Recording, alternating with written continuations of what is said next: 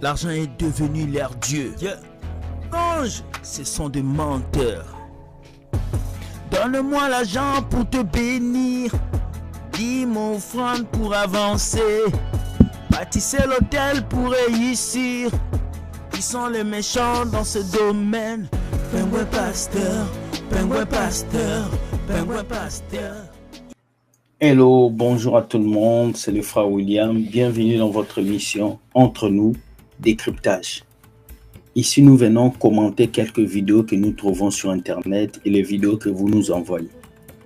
Donc, pour commencer, je vous dis générique.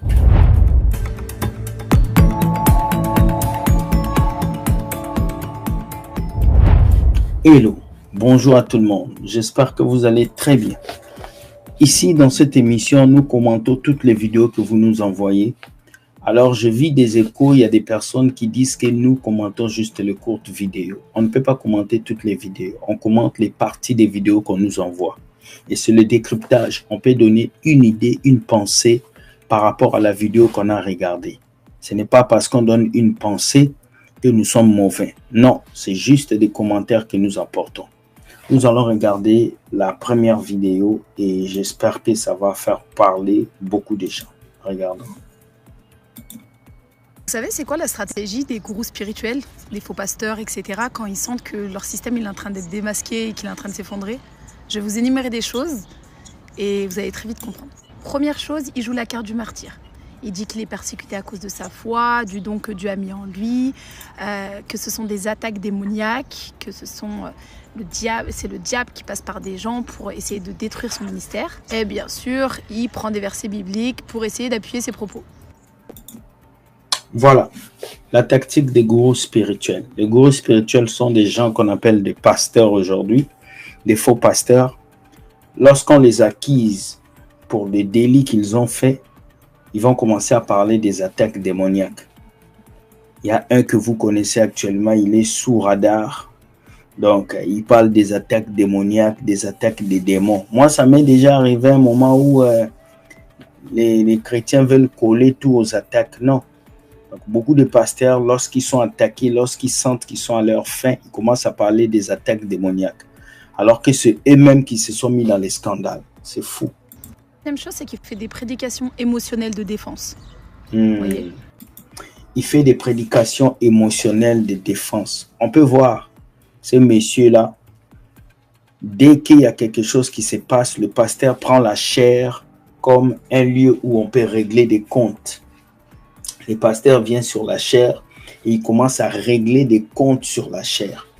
Il y en a même qui insultent leur propre ami pasteur sur la chair. Là où vous appelez la chair. C'est triste, mais cette fille a compris beaucoup de choses. Donc ça, c'est une approche médiatique des gourous, des faux pasteurs.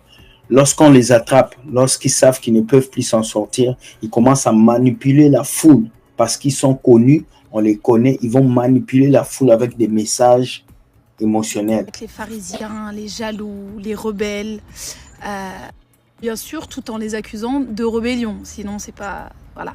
Parfois même, ils citent les gens nommément sur la chair pour les humilier, en fait.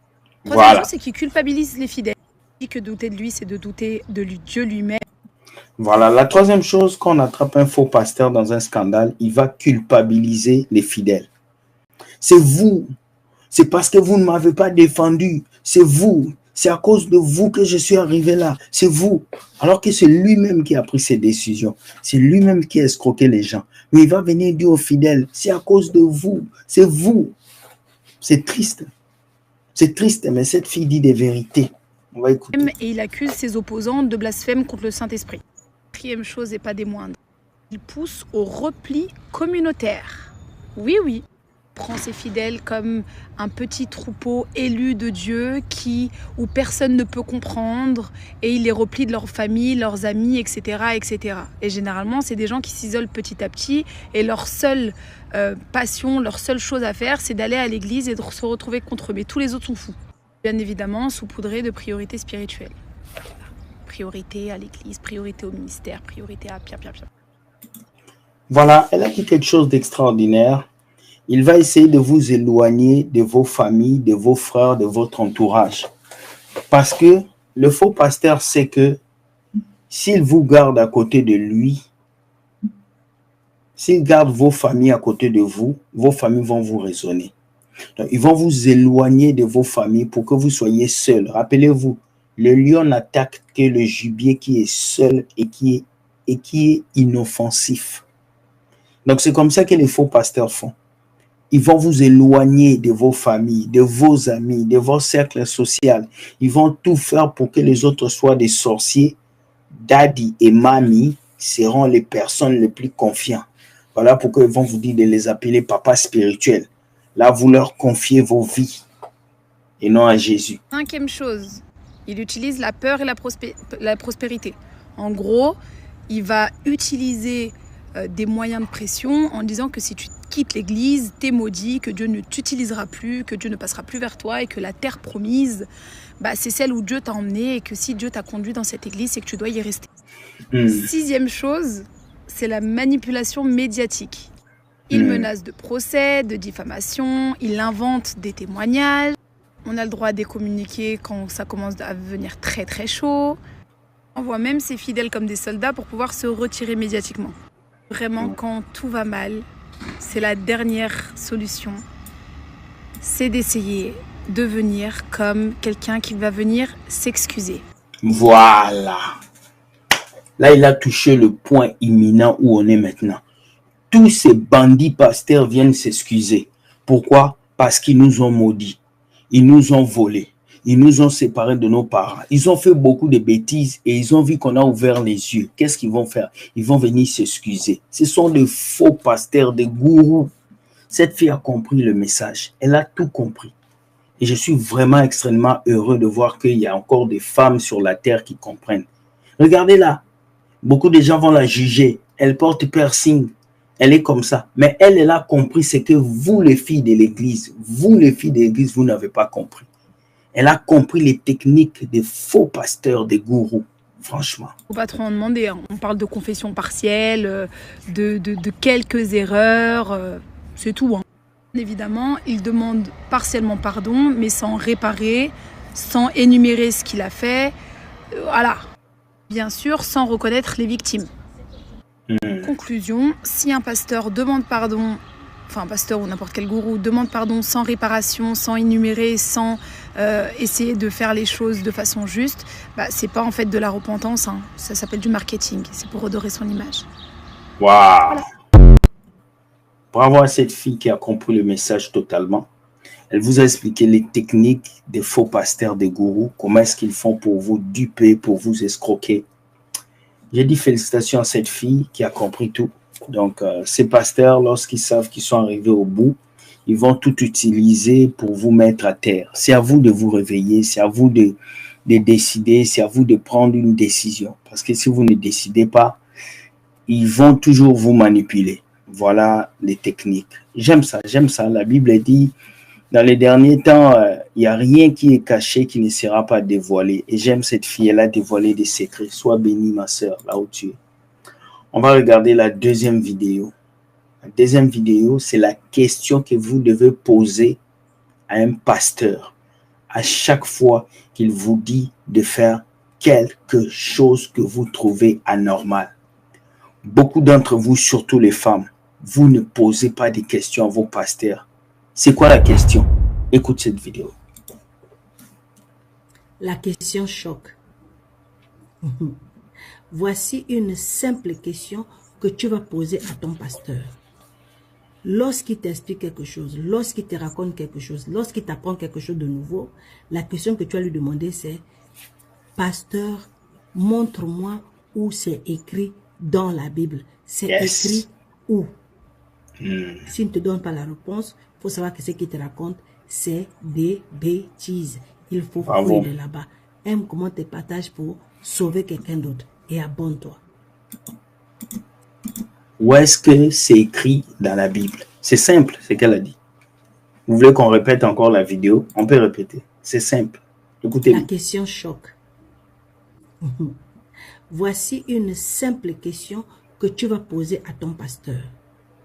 Lorsqu'il t'explique quelque chose, lorsqu'il te raconte quelque chose, lorsqu'il t'apprend quelque chose de nouveau, la question que tu vas lui demander c'est « Pasteur, montre-moi ou c'est écrit dans la Bible? C'est écrit où?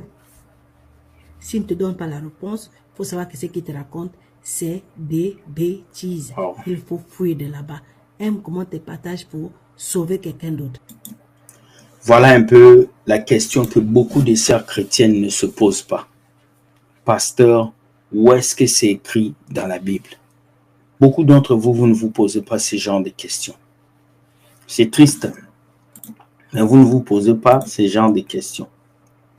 Et je suis vraiment écœuré de voir qu'il y a des chrétiens qui se livrent encore à des faux pasteurs, alors que la vérité est là à vos yeux. Donc voilà les deux vidéos que j'avais pour vous. Dites-moi ce que vous pensez de la première vidéo des techniques de gourou. Et dites-moi ce que vous pensez de la deuxième vidéo. Voilà, on va finir avec la première vidéo pour vous laisser l'idée d'avoir quelque chose, une réflexion. J'aimerais bien vous lire, les amis. Écrivez, commentez, partagez. Permettez à quelqu'un de pouvoir s'accrocher. La Bible dit, dans les derniers temps viendront les faux prophètes, des faux pasteurs. Ils viendront séduire beaucoup. Faites attention. Il y a beaucoup de faux pasteurs. On n'a pas dit qu'il n'y a que de faux. On a dit qu'il y a beaucoup de faux pasteurs, mais il y a aussi des vrais pasteurs. Mais ce n'est pas à moi de venir vous montrer un humain comme pasteur. C'est à moi de vous montrer Jésus. Parce que moi-même, je cours vers Jésus. Donc, soyez bénis. Que Dieu vous garde. On se quitte avec la vidéo de cette fille qui s'exprime et Dieu gagne toujours. Likez et partagez. Bye bye. Vous savez, c'est quoi la stratégie des gourous spirituels, des faux pasteurs, etc., quand ils sentent que leur système il est en train d'être démasqué et qu'il est en train de s'effondrer? Je vais vous énumérer des choses et vous allez très vite comprendre. Première chose, il joue la carte du martyr.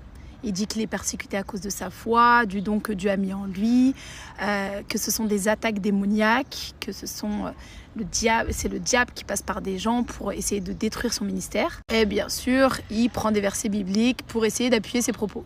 La deuxième chose, c'est qu'il fait des prédications émotionnelles de défense. Vous voyez? Avec les pharisiens, les jaloux, les rebelles.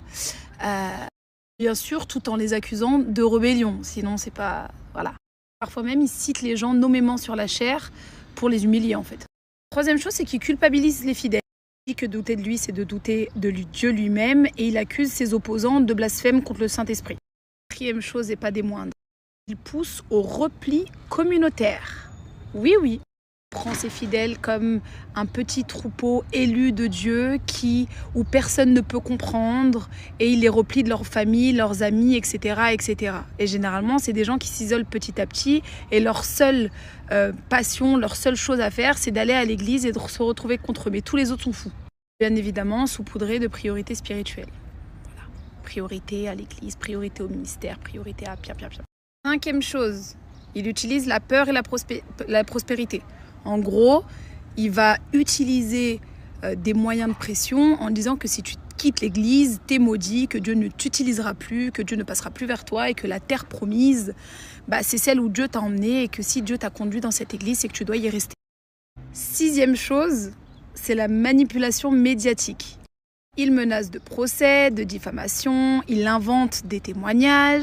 On a le droit à décommuniquer quand ça commence à devenir très très chaud. On voit même ses fidèles comme des soldats pour pouvoir se retirer médiatiquement. Vraiment, quand tout va mal, c'est la dernière solution. C'est d'essayer de venir comme quelqu'un qui va venir s'excuser. Il ne faut pas trop en demander. On parle de confession partielle, de quelques erreurs, c'est tout. Bien évidemment, il demande partiellement pardon, mais sans réparer, sans énumérer ce qu'il a fait, voilà. Bien sûr, sans reconnaître les victimes.